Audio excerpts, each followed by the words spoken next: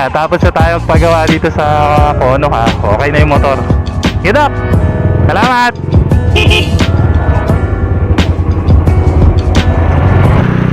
Yo, what's up? For today's random vlog, kakagaling lang natin dyan sa may Konoha. At paayos tayo ng motor natin, Ate Rusi Classic 250. So lately kasi nakaka-encounter na ako ng kapag nasa biyahe ako, tapos nag-high rev, namamatay bigla yung makina. So syempre kinonsult ko sa kanila kung ano yung possible na problema. So nakikita kasi nila baka nagkakaroon ng tubig dun sa carb. Tsaka matagal na rin yung motor, almost 3 years na rin sa akin. Kaya nag-decide na rin ako na magpapalit ng carb. Bali from 28mm na stock carb, nagpa-upgrade ako ng Poso Evo na 32mm na carb ngayon. So mas medyo lumaki siya. Laki ng difference na ng response niya ngayon sa pagpapatakbo ko ngayon na itong Rusi Classic 250. Nakakatuwa lang siya. Medyo nakapanibago sa una pero nakaka-enjoy eh.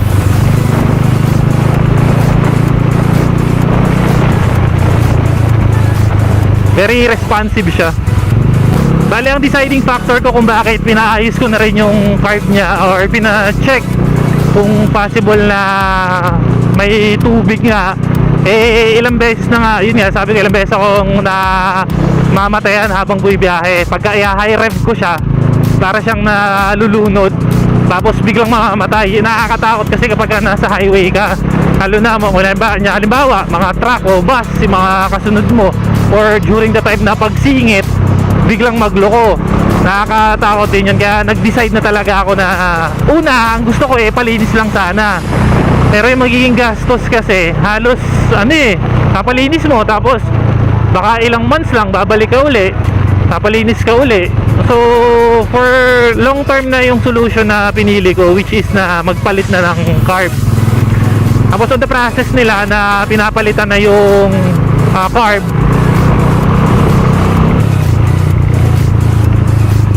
may isa pa silang napansin. Nung pag-check nung gasolina ko sa gas tank, sa kasamaan palad, meron halong tubig. So hindi lang yung karburador ang merong tubig, pati yung gas tank meron na ring tubig.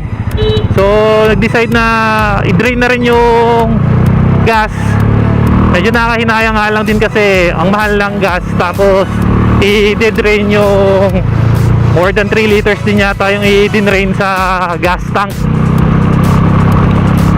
Pero ganun talaga kaysa naman ipuwersa natin na may halong tubig yung gasolina sa gas tank, ganun din, pupugak-pugak pa rin yung motor kahit na bago na yung carb. So useless din yung pagpapalit ng carb kung hindi ko rin papalitan yung gasolina sa loob ng gas tank. Madalas kong nararanasan yung ganyan na nagkakaroon ng tubig yung carb ko kapag ganitong tag-ulan yung panahon. Saka minsan kapag medyo matigas din yung ulo ko, dinadaan ko sa malalim na baha, na encounter ko na nagkakaroon ng tubig. So siguro yung mga ibang naka RC250 na naka-encounter na kapag nag-high rev kayo, minsan kapag ni-start ayaw siya mag-start, or pag nag-high rev biglang mamamatay na parang nalulunod o nabibilaukan siya. Ayun, baka may tubig yung ninyo karburador, or may halong tubig yung gas ninyo. Sa timing na naman, kakasabi ko lang kanina na baha rin dito sa dinadaanan ko. Puro kulay chocolate.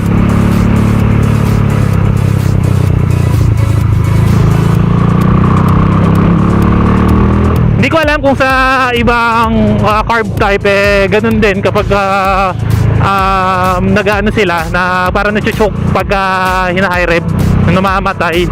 Kung ganun din na may tubig yung carb nila. Pero dito sa RC250, based on experience ko, ganun yung kalaban talaga. May tubig yung karburador or may halong tubig yung gas. Aside sa carb, pinalitan na rin yung spark plug kasi wala. sobrang sunog na yung spark plug ko. Bali, ganyan na yung itsura niya.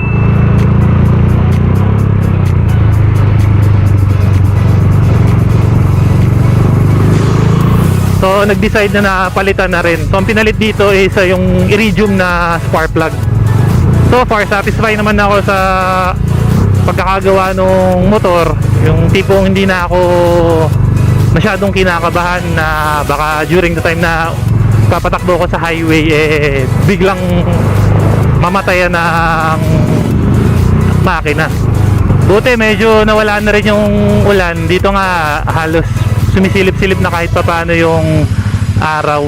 Kanina pag alis natin talaga doon, kaya hindi rin makaalis-alis ka agad dahil nga lakas ng ulan. So siguro hanggang dito na lang tong random vlog na to. Maraming salamat kay Doc Ricky at saka kay Jasper sa pag-aayos nitong motor. Siyempre maraming salamat din sa pagsama ninyo sa akin sa random vlog na to.